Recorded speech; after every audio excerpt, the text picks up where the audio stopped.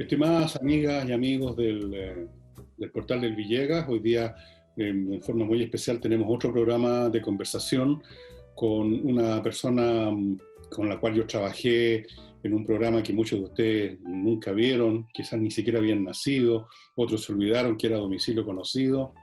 Ricardo Israel es un científico político, dirigió el Instituto de Ciencias Políticas de la Universidad de Chile, es un hombre muy destacado en ese campo.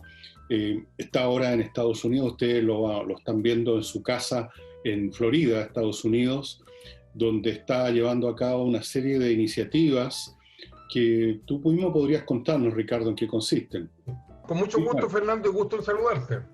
Estamos restableciendo una institución que coordina académicos a través del mundo, que se llama el Centro Internacional en Castellano.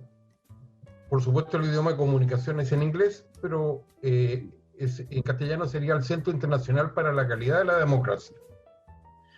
Partió como una iniciativa en los años 90 para tratar de establecer cuál era la democracia y cómo se podía mejorar. Se hizo el informe respectivo, pero ahora estamos concentrados en un solo tema. El sistema internacional está increíblemente obsoleto. La arquitectura de las organizaciones internacionales corresponden a la Segunda Guerra Mundial y como máximo a la Guerra Fría.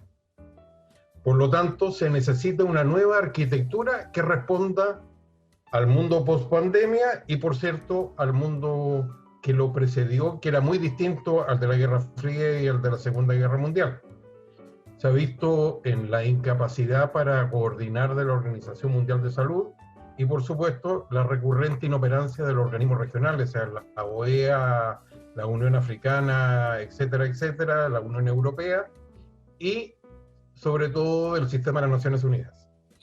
Ricardo, entre las personas que ven este programa, no pocos me mandan mail haciendo comentarios de diversas clases, y un comentario muy reiterado que he leído es un temor, una sospecha por lo menos, de que se está instaurando alguna clase de gobierno mundial, así bajo tierra, de la cual serían sus caballos de Troya de estas organizaciones que están interfiriendo en todas partes. Acá se quejan de que lo que diga las Naciones Unidas o lo que diga la OMS o lo que diga cualquiera de estos organismos, especialmente cualquiera de los organismos de las Naciones Unidas, parecen tener un efecto tremendo en cómo el país se dirige a sí mismo, se gobierna.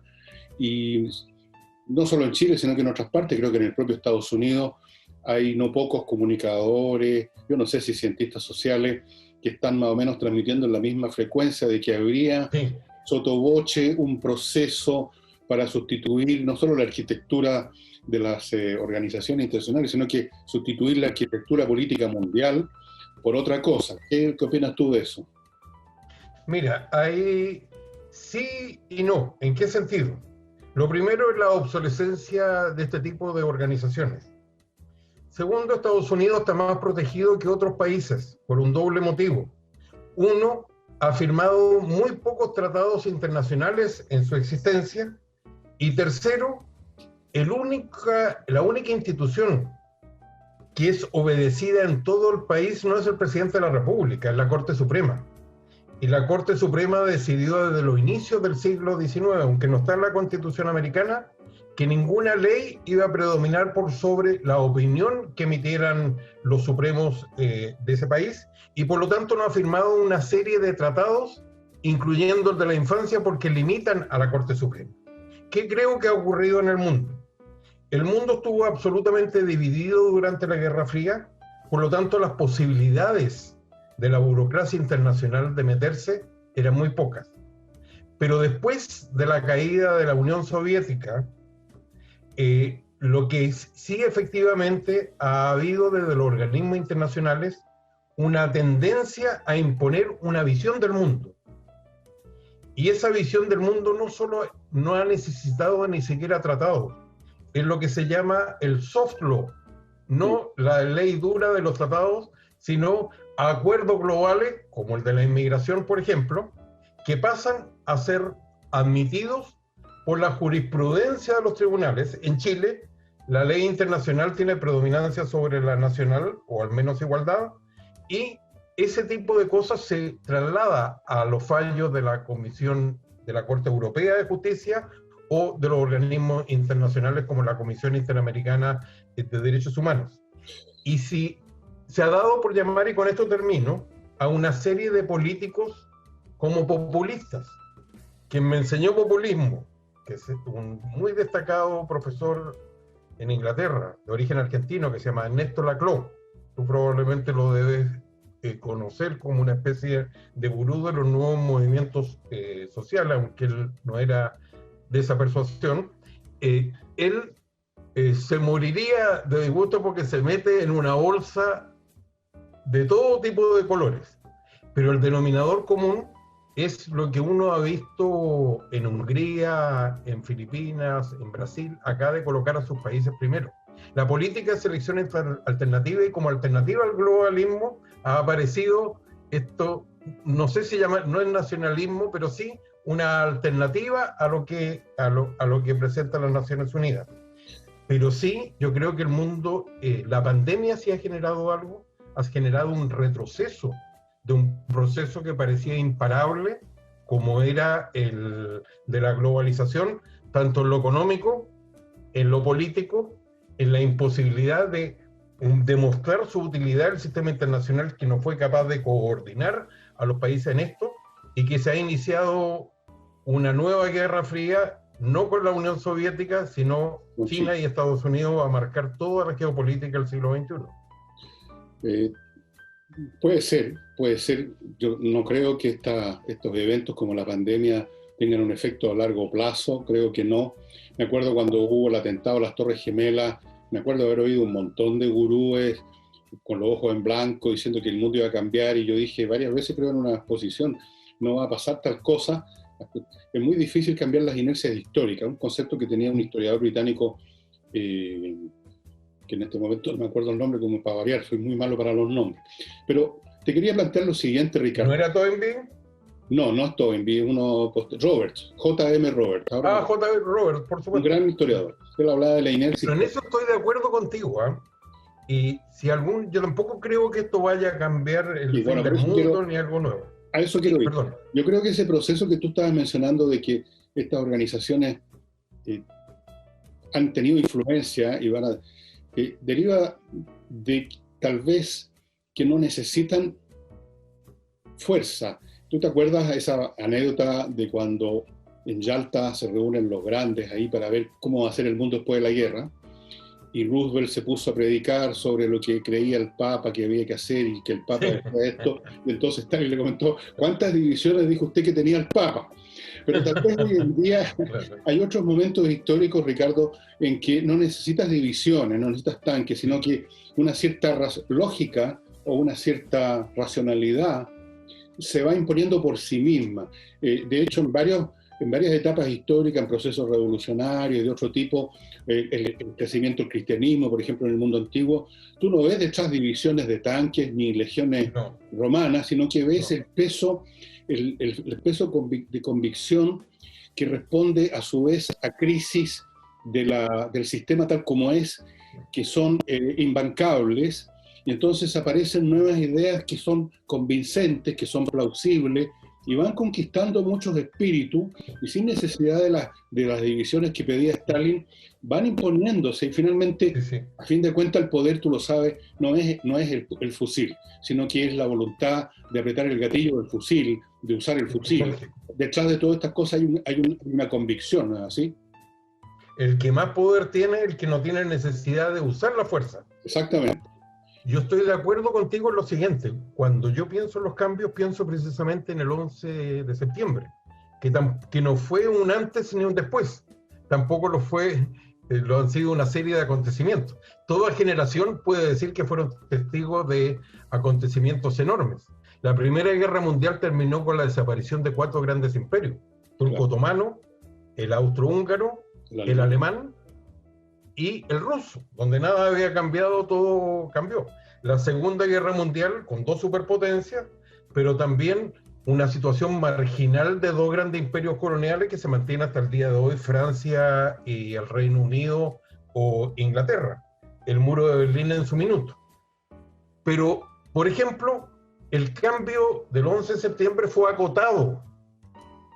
Cambió la forma de viajar y lo vemos cada vez que nos subimos a un aeropuerto nacional o internacionalmente. Yo pienso en esos cambios. Pero el otro es de un historiador francés, Fernando Braudel, sí, que hablaba del tiempo en política y en economía. No era lineal. La longue durée, la larga duración. La larga duración. Él decía que se había formado una civilización alrededor del Mediterráneo durante siglos, y yo creo lo mismo. Los procesos son lentos y los seres humanos no cambiamos rápidamente. Sí. En ese sentido estoy de acuerdo. Pero no hay duda que lo que parecía ser un proceso lineal con la globalización ya no lo es más. Sí, bueno, y que todo lo que hemos visto es un retroceso. Y durante años se decía que China alcanzaba a Estados Unidos. Pero probablemente la década o el siglo que faltaba para que eso se produjera se ha adelantado varios años con lo que hoy día está ocurriendo. Yo no creo que la pandemia vaya a cambiar mucho la globalización, va a ser muy mismo. ¿Tú te acuerdas que mientras el cristianismo ya avanzaba en las almas, porque por ahí es donde avanzan las ideologías de más y más ciudadanos o súbditos del Imperio Romano, hubo un momento en que llegó este emperador Juliano el Apóstata, en el 360 y tanto después de Cristo, y trató de revertir todo hacia la cultura, hacia el mundo pagano, ¿no es cierto? Trató de reabrir los templos, trató de darle vida a algo que estaba interiormente muerto, mientras que el cristianismo estaba vivo. Apenas murió en una campaña militar en Persia, Juliano, todo lo que había hecho, todo lo que parecía estar cambiando, se desvaneció como que nunca hubiera existido.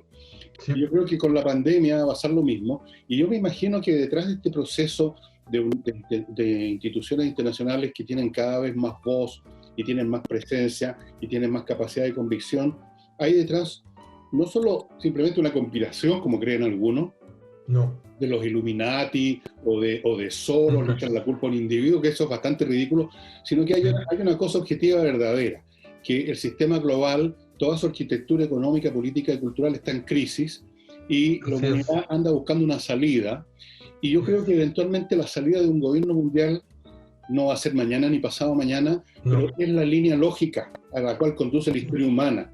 Porque si uno observa la historia humana así, muy de arriba, partiendo de la época de las cavernas hasta el presente, podríamos decir es un proceso de unificación, de tribus a reinos, de reinos a estados, de estados a imperios, de imperios a grandes coaliciones, y así sucesivamente, y vamos viendo que eso crece a pesar de las reacciones puntuales nacionalistas, que aparecen como muy fuertes, pero que son meramente una reacción, y las reacciones, como lo dice la palabra, no apuntan hacia adelante, sino que miran hacia atrás y tienen un efecto muy limitado y de corta duración.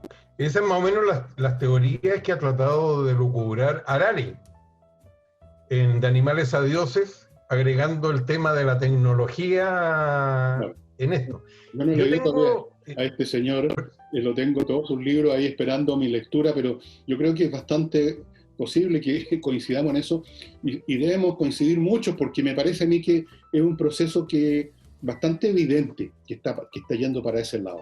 Es bastante evidente, con estudiar un poco historia, con mirar alrededor, de que vamos a un proceso de unificación mundial que toma la forma ahora para muchos de una conspiración maligna, pero en el fondo es un proceso mundial que obedece a necesidades mundiales objetivas, creo yo. Porque en verdad... Mira, yo incorporaría dos cosas. Una figura que es muy potente para mí y que me ayuda mucho a entender.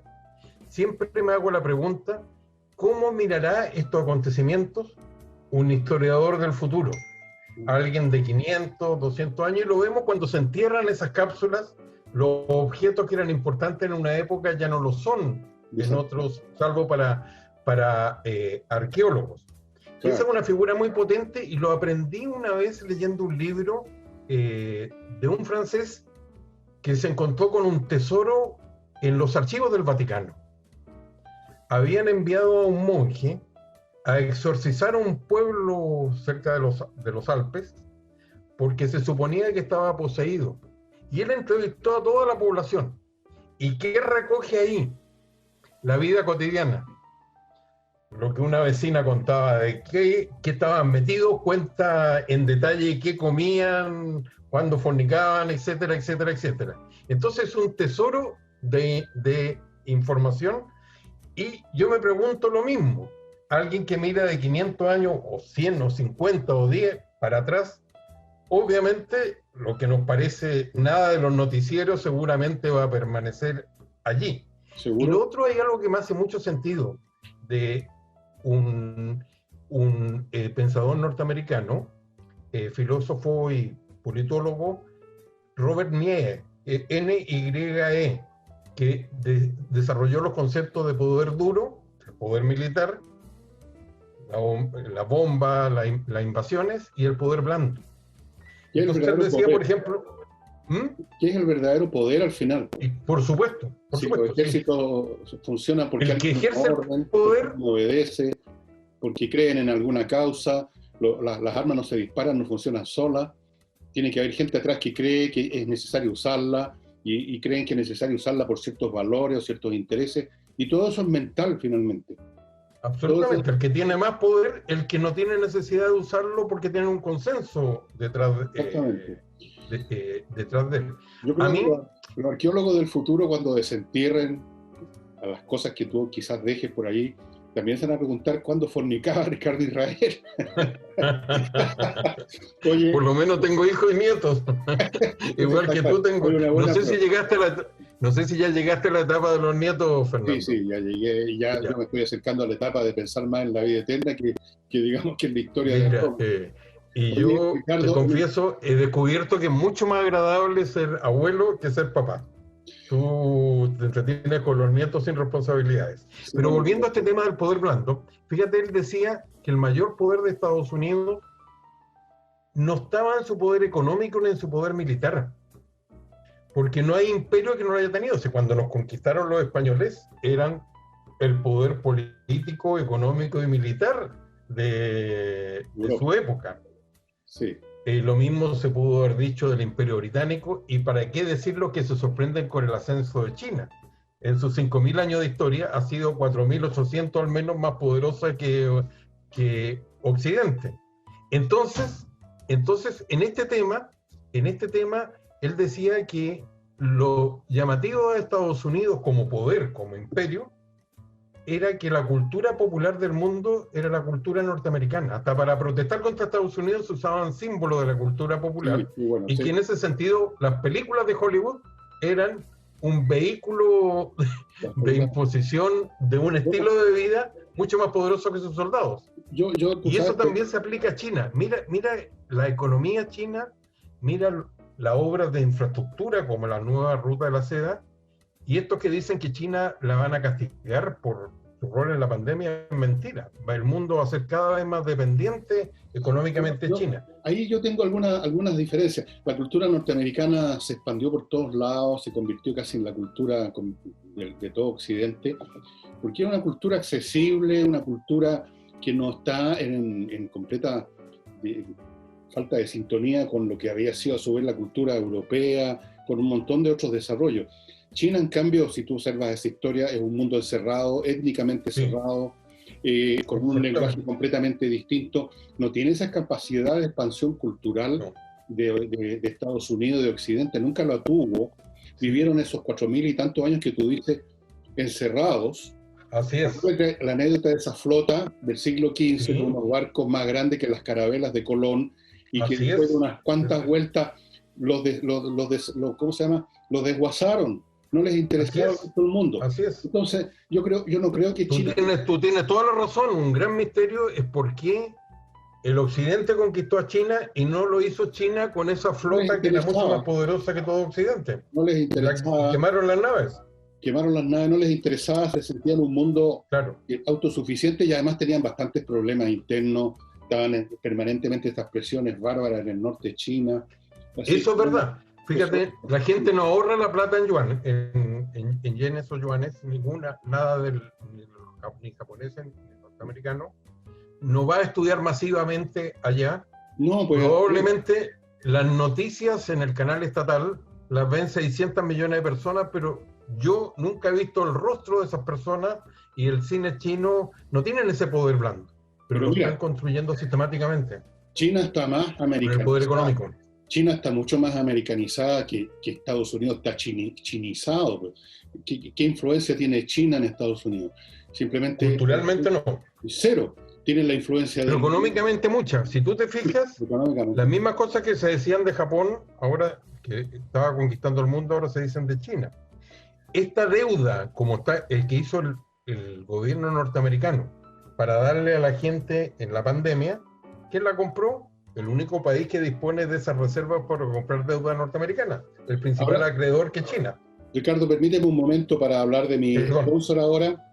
Les quiero recordar, estimados amigos, a Notario Express, que es una manera súper eficiente de resolver sus temas notariales. No tiene que ir prácticamente más que unos minutos a la notaría a firmar, pero todo lo demás está listo, no tiene que estar ahora esperando. Usted entra a Notario Express, pide el papel que necesita, entrega los datos que le van a ir pidiendo, paga ahí mismo con tarjeta, como se compran las cosas en el internet, y luego usted va a la notaría un par de minutos a firmar y retirar el papel, no tiene que estar horas ahí, así que es un producto fantástico, especialmente ahora que uno no quiere andarse codeando con nadie, y menos por hora dentro de una notaría.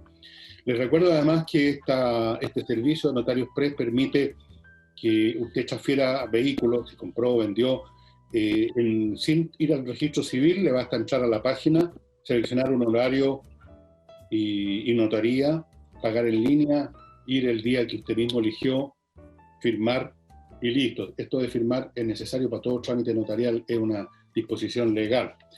Les recuerdo además, amigas y amigos, la manera más eficiente de desinfectar un recinto cerrado, su casa, su auto, su negocio, el baño de su negocio, todas esas cosas, con Ozonium, una empresa que utiliza ozono, que es una molécula de 3 átomos de oxígeno, como ustedes saben, o 3, este producto que es natural, desinfecta, destruye COVID-19, destruye todos los virus, destruye las bacterias, elimina olores indeseables y en todos los sentidos es muy eficiente porque como es un gas, se expande por todos lados y por lo tanto usted no tiene que preocuparse de si eché aquí o allá. Para estos efectos, entonces póngase en contacto con ozonium.cl. Ahí está la dirección, hay unos teléfonos también. Y no olvide la climatización de su casa. Ahora que estamos más tiempo en casa, Climo es la empresa a la cual usted tiene que acudir. Climo es una empresa premiada por su innovación, está funcionando perfectamente bien, su personal es revisado toda la semana, ocupan todos los equipamientos necesarios y le instalan en su casa estos dispositivos accionados por energía eléctrica, muy poca energía eléctrica, que, no sé, si está en invierno y tiene frío, le dan calefacción. En verano, le acondicionan el aire. Le purifican el aire porque retienen las partículas, tienen un filtro. En fin, póngase en contacto con Climo en miclimo.com. Y vuelvo con Ricardo Israel, que espero que esté saliendo bien el sonido. ¿Está bien el sonido? Sí, perfecto. Yo por lo menos te escucho muy bien. Bueno, porque esta cosa no es muy perfecta el sistema este. Yo te quiero traer a un tema que tú mismo anunciaste con mucha anticipación. Entiendo que en noviembre del año pasado te invitaron a un foro, alguna cosa. Sí. No me acuerdo los detalles, cómo se llama el foro, organizado por una institución muy prestigiosa de Estados Unidos. Sí. Y alguien te preguntó si creías tú que en Estados Unidos podía pasar algo igual a eso que aquí en Chile bautizaron como estallido social, yo creo que muy equivocadamente. Sí. Y tú dijiste sí, y sí, diste una serie de argumentos y me gustaría que tú se los contaras aquí a los espectadores. Sí, porque cuando yo me instalé definitivamente, en el pasado me ha tocado estar varias veces en Estados Unidos enseñando. Me tocó enseñar en Massachusetts, en la Universidad de Pittsburgh, en la Universidad de Texas, y se dio la coyuntura de venir para acá, con todos los papeles, por supuesto, porque tengo a todos mis hijos y nietos viviendo acá. Mi padre murió acá, mi padre fue amigo personal de Allende y se vio obligado a exiliarse, murió como exiliado. Mi madre todavía está viva, así que había una serie de motivos por el cual instalar este instituto que instalé acá y que no pude instalarlo en Chile. Nadie se interesó. Entonces, pero a diferencia de otras visitas, me encontré con algo que uno lo vive, lo siente, lo huele, que es una enorme polarización. ¿Se acuerdan que acostumbrábamos a decir que daba lo mismo un demócrata que un republicano, que era como la Coca-Cola y la Pepsi? No más, no más. Si la respuesta a la elección de Obama fue la toma del Partido Republicano por un sector que se llamaba el Tea Party, que antecedió un poco el fenómeno que iba a significar Trump, la respuesta a la elección de Trump ha sido la conversión del Partido Demócrata en un partido que ha girado cada vez más a la socialdemocracia o al socialismo de la década del 50 o del 60 europeo. Me sorprendió enormemente el cambio de los medios de comunicación. Los medios de comunicación hoy día son extraordinariamente sesgados, y eso incluye prensa de todos los colores. Yo siempre me enorgullecía de leer diariamente el New York Times, no lo hago más. Sí mantengo otras dos revistas que las creo todavía muy independientes, la BBC en general y The Economist. Pero, ¿con qué me encontré? Con que los hechos no existen. Quienes informan tienen un gran sesgo, como en nuestro país, y más que hechos, importa una narrativa. Tú tienes medios de comunicación como CNN o como la MSNBC, el cable fundamentalmente, donde hay hechos totalmente pro-demócratas, y tiene Fox News, donde Trump es lo mejor que ha producido el mundo. Entonces, esa prensa no confiable, ese país que produjo a Walter Cronkite y a grandes periodistas, uno no lo encuentra más. Imagínate que en un diario como el New York Times hayan obligado a renunciar al que estaba a cargo de la página de editorial por haber puesto el nombre de haber aceptado un artículo de un senador republicano que pedía una intervención de mayor fuerza, hasta militar, en contra de lo que se ha visto el último tiempo de desgobierno y de violencia en las calles. Tú tenías un discurso de deslegitimación de las policías muy presente. Tenías en las universidades, en los colleges, ese sistema que probablemente es el gran aporte norteamericano a la civilización occidental, o uno de ellos. Tú veías tomándose totalmente por el mayor peligro que creo yo que tiene la democracia, que es la llamada corrección política, que tú la has sufrido y que la han sufrido muchos, que se inició acá. Cuando yo pienso que la democracia desapareció 1700 años del mundo, se desplomó en Grecia y reapareció en pequeña forma en ciudades, estados de Italia, Alemania, para reaparecer definitivamente con la Constitución americana. Pero la corrección política ha llevado a perder lo principal de la democracia, que era la búsqueda de acuerdos, la búsqueda de consenso, a una verdadera policía del pensamiento. Si tú no puedes verbalizar lo que piensas, evidentemente esas palabras y ese pensamiento ya no existen. Y derrumbándose los dos grandes totalitarismos del siglo XX, el fascismo y el comunismo soviético, esta es la gran amenaza que existe hoy día. Y uno ve un predominio de eso por sobre el debate que caracterizaba a la política norteamericana.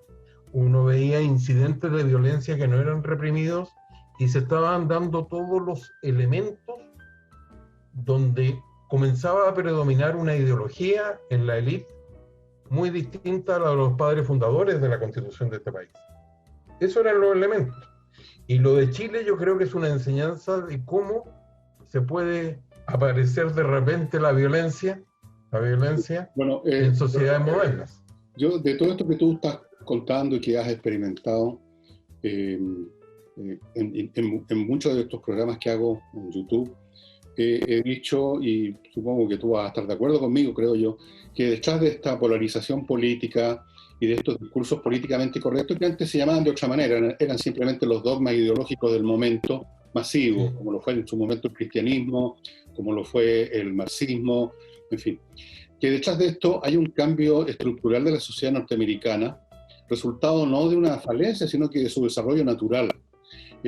Para nombrar solo una cosa, el desarrollo tecnológico significa que aquellos segmentos de la población que tienden a ser los mayoritarios, que en los años 40, 50, 60 encontraban un trabajo que no requería especiales talentos, especializaciones en la fábrica, en Detroit, por ejemplo, con muy buenos salarios, se encuentran con que ahora está todo eso automatizado, se encuentran con que la vanguardia del progreso económico está en sistemas productivos de servicios que requieren educación, talentos, y en forma natural más y más segmentos de la población se encuentran, cada cual siguiendo su propio camino, con que no tienen futuro, que eso del sueño americano ya no funciona para ellos porque o no existen esas industrias o las profesiones que están estudiando no los van a llevar a ninguna parte, y bueno, por mil caminos distintos se ha creado una masa marginal en Estados Unidos que antes no existía.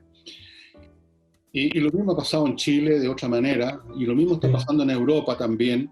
Me acuerdo cuando estaba, la última vez que estuve en Europa, haber conversado con montones de cabros, que uno diría, bueno, son chicos que están integrados al sistema, pero no, eran muchachos de medianas capacidades que habían estudiado carreras sin muchas exigencias y que ellos mismos estaban viendo que no iban a tener un lugar interesante para vivir en el futuro una vez que salieran, y que iban a terminar trabajando empleados, si es que encontraban pega en alguna tienda, una cosa así, y se estaba ya generando, estoy hablando de los años 80, 90, una enorme masa de descontento que se fue acumulando, y estas cosas terminan por explotar, ¿no? Tarde o temprano un incidente hace que esos potenciales de resentimiento, de frustración, exploten y pueden tomar una forma política, como creo que está ocurriendo en Estados Unidos con el Black Lives Matter o cualquier otra convocatoria, ¿no es cierto?, de ese tipo.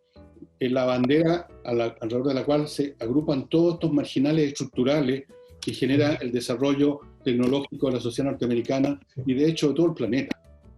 Sí. No, y esa marginalidad también existía en la derecha. Acuérdate las milicias, que es la base por la cual Trump quiere declarar a la Antifa un movimiento terrorista, porque las milicias armadas, esos que volaron, ¿te acuerdas del edificio de Oklahoma con 265 muertos y que rechazan todo tipo de gobierno, han existido? Son marginales. Lo que dices es muy cierto, y sin eso no se entiende la elección de Trump, que no ganó ninguna ciudad de más de 1 millón de habitantes.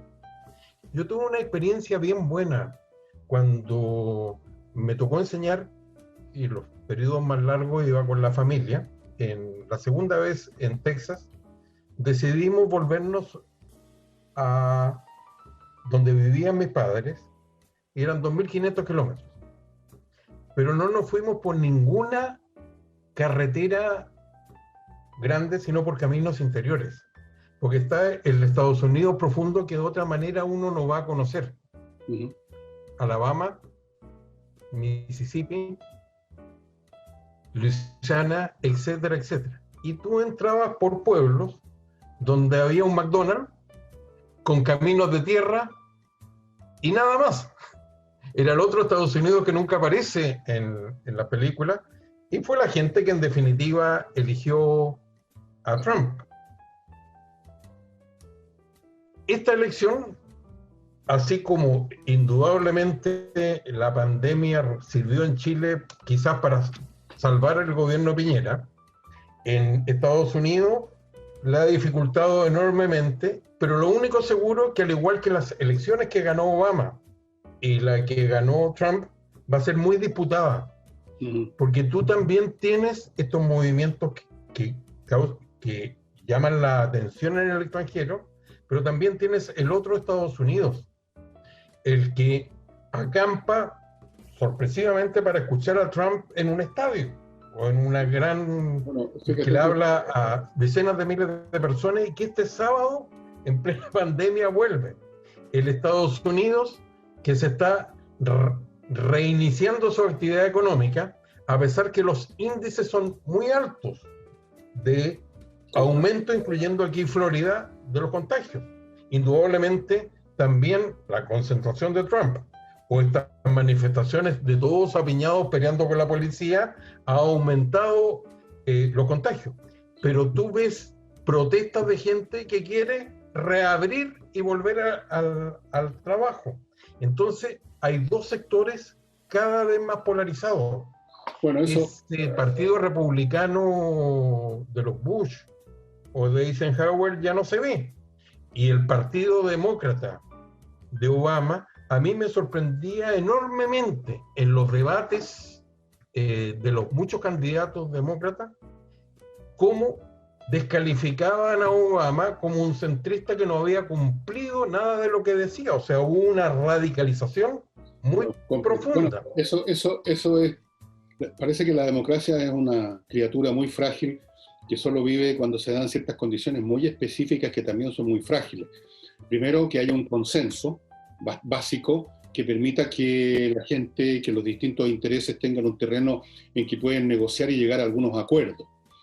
Que haya una temperatura política más bien tibia.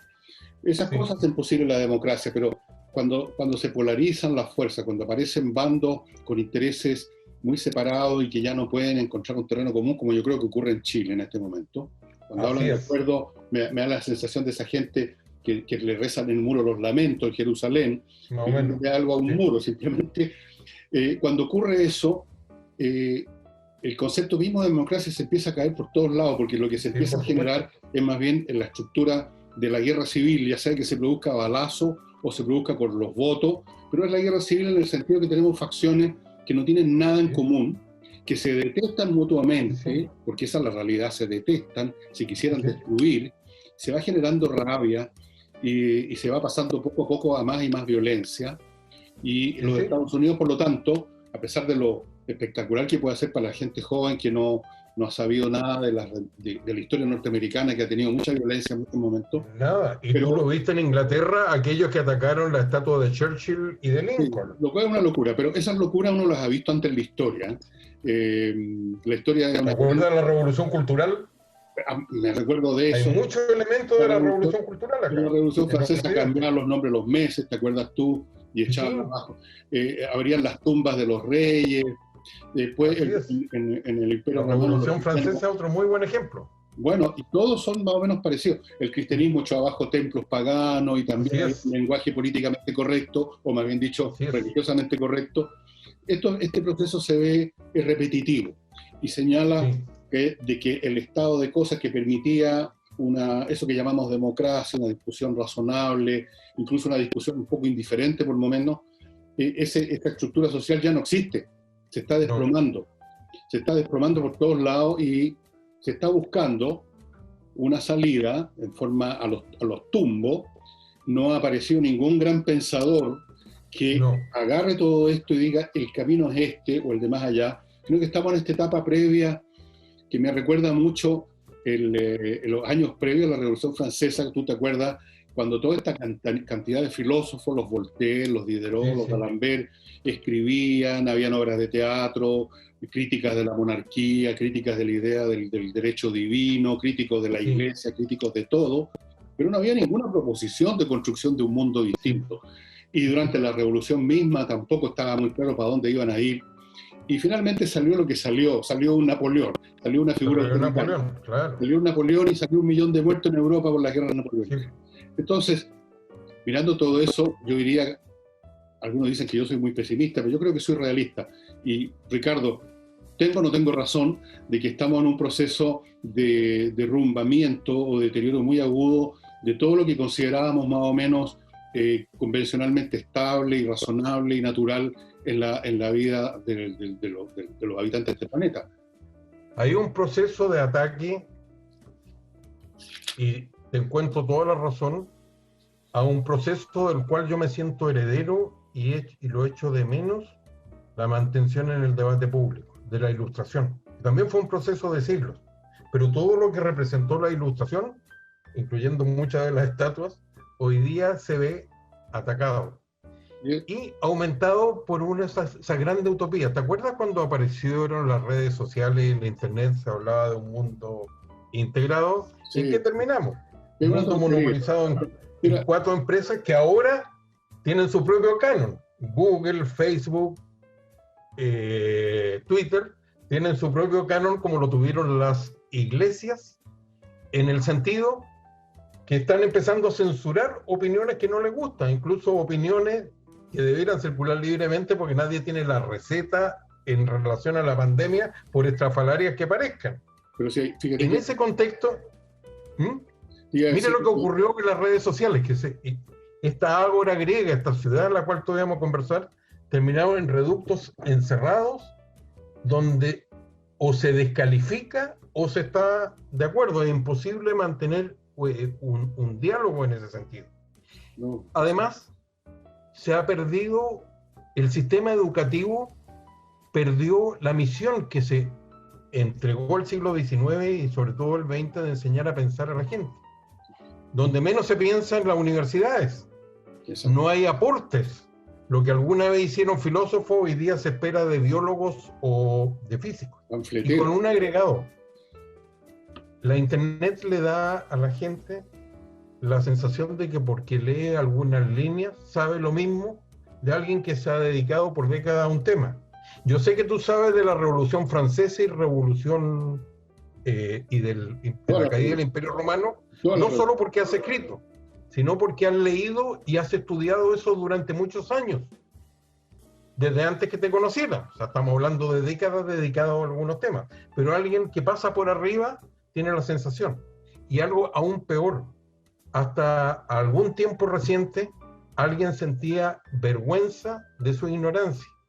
Hoy día es exhibido, sobre todo en la decadente televisión nuestra, eso como un signo de honor. Y ese es un problema. Agregado a la corrección política, es un problema cuando tú tienes a los calvinos ignorantes. Es un problema que forma parte de este mismo proceso, ¿no? Porque tú recordarás ese famoso libro de Ortega y Gasset, La rebelión de las masas. Sí, sí. Se quedó bastante corto. Y cuando uno observa estos procesos en Francia, en la Revolución, en el Imperio Romano, durante el auge del cristianismo y en cualquier otro lugar, uno observa lo mismo. Masas que antes vivían en un estado de subordinación política, económica y cultural, que no se atrevían a abrir la boca porque sabían que no sabían, se sienten que han ascendido a las alturas de cualquiera porque manejan y repiten una media docena de clichés. Y sienten que esos clichés son más que suficientes y los presentan incluso en forma agresiva y con mucha facilidad pasan de la calidad de feligreses de un cliché a la de miembros de una horda linchadora, porque tú no piensas como ellos, o sea, tú no repites los eslogans de ellos. Yo fíjate que tú no lo vas a creer, pero la otra vez vi, entre tantas cosas que pasan en nuestro país, una fotografía de una niña que levanta un cartel diciendo en el cartel que uno realmente, no me acuerdo si la frase era es un reaccionario, un fascista, no sé qué, si en vez de aprender lenguas autóctonas, indígenas, está tratando de aprender inglés o francés. O sea, es una cosa increíble. ¿Cómo le explicas tú a esa niña que uno estudia un idioma porque te permite acceso a un montón de cosas, no por gusto o por despreciar a nadie, y que el día que esas literaturas indígenas produzcan ciencias y arte, tal vez uno las va a aprender también, pero no es un tema. Pero para ella, que probablemente no sabe ninguno de esos idiomas, era una forma de ponerse a la altura del que sabe. No, yo no sé, porque a mí me interesan más las lenguas autóctonas que tampoco las conoce. Entonces se dan esas inversiones de valores en que el mundo está patas para arriba, literalmente. Ahora, ¿me das un momento para mi próximo bloque? Gracias. Con gusto. El próximo bloque parte con inviertanusa.cl, a propósito de escopeta. Si usted quiere invertir, todavía USA es un muy buen lugar, Estados Unidos, para invertir en un país tan grande que tiene muchos potenciales. Inviertanusa.cl es un portal que le permite a usted, sin que se mueva de su casa, sin viajar a Estados Unidos, invertir allá. Invertir en bienes inmobiliarios, en empresas. Ellos manejan, Inviertanusa, 3.500 franquicias. Le permiten abrir, ellos lo hacen por usted, una cuenta corriente en un banco norteamericano, un montón de cosas concretas para que usted invierta en Estados Unidos, incluso si quiere ir allá a manejar directamente sus inversiones, le van a conseguir rápidamente una visa para inversionistas, que son entregadas todavía con más rapidez que otras, por supuesto. Y todo esto en inviertaenusa.cl, estimados amigos. Permítanme recordarles también la compañía corredora de seguros Booker, corredora de seguros, que se ha especializado mucho en seguros de salud para las pymes, unos excelentes planes, unos excelentes seguros le van a conseguir a una pyme hasta 5 personas, así de chica, pero también manejan toda clase de seguros, los seguros que usted quiera, y también manejan seguros para grandes organizaciones, para grandes empresas. Algunas de estas grandes organizaciones son organizaciones del Estado de Chile. Saben además administrar seguros. Si usted es una persona o una empresa que tiene 20 seguros, 5 seguros, y de repente se pierde la cuenta y pierde un seguro porque no pagó a tiempo una cuota, justo cuando lo necesita resulta que ya no está vigente, entregue la administración del seguro a Booker. Y para terminar este bloque, les recuerdo, amigos, que si ustedes tienen un problema legal relacionado con lo laboral, con los conflictos laborales, pónganse en manos de GMS Abogados, que es un bufete de abogados especialista en temas laborales. Está formado por los abogados Gajardo, Morando, Schwartz y Figueroa. Son expertos, han sido reconocidos internacionalmente, y en una materia como esta tan delicada como son las relaciones laborales, más vale ponerse en manos de los que saben. Ricardo, estábamos entonces en que, bueno, estamos viviendo una revolución mundial. Yo la llamaría una revolución mundial. ¿Sabes en qué yo noto este ataque contra todo lo que representó la Ilustración? En el cambio de la política. Tú definías la democracia muy bien, que la característica de la democracia no es que la gente no se le impongan cosas. De todas maneras, la policía actúa, te pasan partes, tienes que pagar impuestos, pero es la legitimidad del que llega, que sabes que hay un periodo de término y el conflicto se resuelve en forma pacífica. Pero salvo eso, eso llevaba a Winston Churchill a decir que era un mal sistema, salvo que el resto era aún peores. Claro. Ahora, ¿qué es lo que me llama la atención a mí? Que la política se ha transformado en una especie de religión secular. Estados Unidos, en Chile, donde tú miras. No hay Dios, pero tú tienes inquisidores, tienes dogmas, tienes verdades reveladas, y lo más característico de la democracia, que es el debate de ideas, se transforma en una lucha, en un Armagedón entre el bien y el mal. Sí, bueno, pero y eso es un daño irreparable a lo que es una sociedad, a lo que es un colectivo, a lo que es una comunidad. Sí, bueno, si uno mira la historia se da cuenta de que en realidad esa manera de enfrentarse a los seres humanos es lo natural y lo normal. Sí, lo que es anormal y raro, y por eso que es tan escaso en la historia, como tú mismo mencionaste, es un sistema de cosas donde la gente se sienta pacíficamente y por último, si no están de acuerdo, se decide por un voto. ¿Cuántos están a favor de esto y cuántos a favor del otro? Exactamente. Y se acabó la cuestión. Pero una vez que los dilemas son más fuertes, una vez que esos terrenos comunes tácitos que hacen posible esa conversación pacífica desaparecieron, cuando los intereses son demasiado contrarios unos con otros y demasiado potentes, para las partes resultaría casi una frivolidad dejar que eso se decidiera por voto, porque están en juego cuestiones de vida o muerte, literalmente. Entonces, no van a dejar que los votos decidan. En el sistema comunista, las votaciones que habían de repente, ¿te acuerdas esos plebiscitos en la Unión Soviética en que la postura del gobierno ganaba por el 99,9%? Y lo mismo que tenía Saddam Hussein. Claro, uno no les iba a decir, mire, ¿por qué no votan realmente? Ellos te habrían dicho, lo que está en juego es demasiado importante, el futuro de la humanidad, el futuro de la humanidad del comunismo, el hombre nuevo, no vamos a dejar que eso dependa de una estúpida votación del momento. ¿Cómo se le ocurre? Eso te dicen. Y si tú conversas con un comunista de hoy, en Chile o en cualquier parte, quizás no te lo diga así porque es políticamente incorrecto todavía, pero en el fondo piensa que los valores que están en juego, que las ideas que ellos tienen sobre cómo tiene que constituirse la sociedad, la cultura, el ser humano, son demasiado importantes para simplemente dejarla en manos de las votaciones. ¿Te acuerdas tú de esa frase de un político francés que decía que la política era demasiado importante para dejarlo en manos de los militares? Bueno, Sí. los comunistas te pueden decir que la política es demasiado importante para dejarla en manos de los votantes, de los ciudadanos, porque puede pasar cualquier cosa y eso Y si perturba la eso, marcha hacia el futuro de la humanidad. y si eso, mira, y eso te demuestra que en los sistemas no democráticos el desarrollo de lo que el yugoslavo Gilas, ¿te acuerdas que empezaba con D? Sí, Gilas, sí, Gilas, o no sé cómo se pronunciará en serbocroata, Gilas. decía la nomenclatura para describir a esta nueva clase social Una casta, era una casta. que marcaba una desigualdad como no existe en otra sociedad. Tenía acceso a viajes, tenía su propio sistema de vivienda, de salud, Todo. etcétera, etcétera, a los cuales no tenía acceso nadie que no fuera parte de ese mundo privilegiado. Recordaba un poco las cortes de los reyes. Pero, Ese tema se agrega a un problema muy grave que tiene nuestra democracia, que es la actitud de la mayoría de los votantes.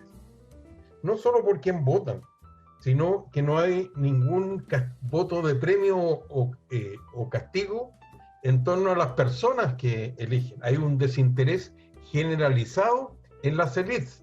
Antes, por lo menos, las élites tenían una preocupación en la resolución de la cosa pública y eso se ha ido perdiendo crecientemente. Y no puede funcionar bien una democracia si no hay un votante, que es el único que en definitiva puede cambiar más rápidamente las cosas. hay una paradoja en esto que va a sonar media un poquito brutal, pero parece que las democracias solamente pueden funcionar cuando están muy limitadas. O sea, cuando son democracias a medias nomás. Es decir, cuando participan, por definición, grupos que comparten intereses comunes y que por lo tanto se pueden dar el lujo de decidir sus diferencias llamando a la gente a ponerse en hilera frente a una urna a votar. Pero cuando la política se hace una política de masas y empiezan a emerger intereses muy contrapuestos, en ese mismo momento en que parece que la democracia se ha perfeccionado, en ese mismo momento está sonando el canto del cisne para la democracia, porque la democracia de masas es intrínsecamente frágil, inviable a la larga, Sí. y tarde o temprano surge un autócrata, surge un dictador para resolver con la espada en la mano, al estilo Julio César, problemas que políticamente no se pueden resolver. Tú Y, sabes, esa fue la idea de los padres fundadores de este país. La palabra democracia no aparece en la declaración que sirve de base en la Constitución, tampoco en la Constitución. Y eso lo refleja la arquitectura de Washington. Su mente era el Senado romano y cómo construir una sociedad con tantos frenos y contrapesos.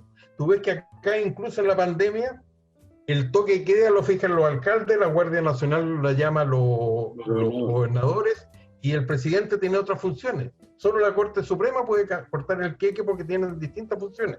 Todo lo que pensaban era cómo evitar que surgiera un Julio César al interior de esta democracia o que restablecida. surgiera un Catilina, o sea, o que surgiera un demagogo en las masas. También era otra preocupación, y de ahí el sistema electoral indirecto que ellos Bueno, tienen al final, y todos los filtros. no quiero ser cínico, pero al final todas las democracias que funcionan son porque tienen montones de límites a la democracia. Y eso los puristas no lo pueden entender. Ellos ven eso como un ataque a la democracia, como una camisa de fuerza a la democracia, y siempre están hablando de perfeccionar la democracia, y lo que hacen con ese perfeccionamiento de la democracia es ponerle una bala en la cabeza a la democracia. Porque tenemos dos problemas. La democracia, y tú mencionaste a Ortega y Gasset, solo puede ser representativa. No pueden votar todos los hombres libres, porque no votaban ni mujeres, extranjeros, ni esclavos en Grecia, pero no pueden votar todos.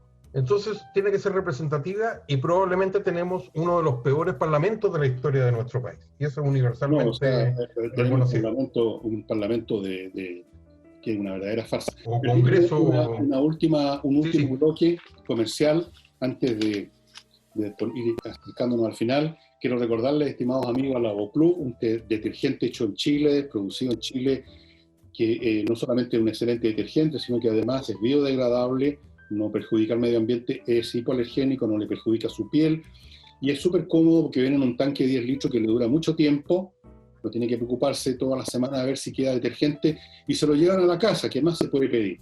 Cuando usted lo compra, usted entra a lavoclub.cl o llama por teléfono en algunas ciudades, lo encarga, se lo llevan a la casa, cuando está terminándose, usted llama o manda otro mail y vuelven a llevarle a la casa la comodidad total.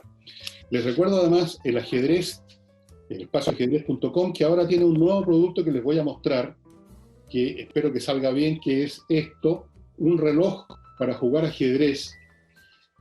El reloj es para que los jugadores no sobrepasen cierto plazo. Y el origen de esto de ponerle tiempo a las partidas ocurrió, la anécdota es la siguiente: a mediados del siglo XIX se organizaron los primeros torneos de ajedrez en Inglaterra, no había límite de tiempo, y había un jugador que se llamaba Stoughton, que podía estar 4 horas sentado en la silla para pensar una jugada, y sus contrincantes se quedaban dormidos, se mandaban a cambiar, entonces se decidió ponerle tiempo. Y con este reloj, los relojes de ajedrez son muy entretenidos. Usted fija el límite, por ejemplo, 5 minutos, una partida de 5 minutos, los 40 movidas, y usted va, esto está apagado, juega y le marca al adversario para que le empiece a correr su reloj, él juega, le marca para que le corra el suyo, y si se le acabó el tiempo antes de llegar al límite de jugada, usted perdió, aunque esté mejor en el tablero, aunque esté ganando en el tablero, usted perdió. Le pone un elemento extra de dinamismo, de nervio y de emoción el jugar con un reloj digital, que viene además con un curso en línea, con actividades, con las licencias para entrar a espacioajedrez.com, todas las ventajas del tablero que ustedes ya conocen, con el reloj de ajedrez digital, que algún otro día se los voy a mostrar con más detalle. Y, oye, tú sabes, te agradezco esa anécdota. Ah, disculpa. Me quedan 2 cositas nada más. Hey, el mejor corredor de Chile, el más rápido para vender, más rápido que los demás, dije. No más rápido en términos absolutos, más rápido que los demás corredores. Muy buena, un profesional que sabe encontrar buenos arrendatarios, que sabe administrar arriendos y que sabe tasar su propiedad. Todo eso póngase en manos de Hey y olvídese de los problemas. Y si usted es empresario o empresaria, hay que aclarar bien ese punto hoy en día, los dos sexos, si no te cuelgan de un farol, Ricardo, optimice la parte administrativa de su empresa con Controller. Es una empresa que se creó para eso, para optimizar la parte administrativa, para que no tenga más problema con los pagos de salario, con las cotizaciones, las auditorías, la contabilidad, los pagos de impuestos, esto, lo demás allá, que siempre hay problemas. Póngase en manos de Controller, le va a optimizar eso. ¿Qué me ibas a decir, Ricardo? No, te iba a agradecer la anécdota porque no la conocía. Dentro de los muchos defectos y limitaciones que tengo, nunca aprendí, nunca he jugado ajedrez en toda mi vida. Entonces no conocía eso. Sí, cuando hablaste me acordé de otra anécdota, lo que decía Stalin de su ministro de Relaciones Exteriores, Molotov. Como a Stalin lo llamaban el hombre de acero, él decía que Molotov era el culo de fierro, que había obtenido grandes ganancias para la madre Rusia por las muchas horas que podía pasar sentado agotando. Bueno, te cuento, para terminar el programa, te cuento una última anécdota de ajedrez que la encuentro de lo más gracioso. Dicen que en un torneo, a finales del siglo XIX, en Baden-Baden, que hacían muchos torneos, o no, en algún otro lado, en 1910, se enfrentan 2 jugadores que ya eran muy viejitos. Uno tenía 88 años, creo que se llamaba Mieses, un alemán, y el otro tenía 85. Y ganó el de 85, y el de 88 comentó: es el triunfo de la juventud. Tampoco la conocía. Bueno, oye, me alegro de tu éxito, me alegro de la invitación, de volver a verte, hace tiempo que no te veía. Me alegro de tu éxito y del estilo del programa. Me recuerda a un programa que tuviste en tu vida pasada que se emitía a las 10 de la noche en radio. Ah, bueno, eso es una etapa este tipo de temas. Es una etapa de mi vida que ya enterré y sepulté. Y por eso, y como yo soy una persona más de radio que de televisión, a pesar de los años que estuve allí, incluso, si no me equivoco, uno de los auspiciadores que también los voceabas tú mismo, el de la climatología, me parece que lo tenías en la radio también, puedo estar equivocado. Ya ni me acuerdo, me están olvidando todas las cosas, estoy poniéndome bien. Esperamos, Ricardo, tenerte en otro programa, ha sido muy grato conversar contigo. Ha sido muy grato. Y bueno, será hasta otra ocasión. Muchas gracias, Ricardo, y saludo a tu familiar. Gracias a ti por la invitación. Gracias, chao. Adiós.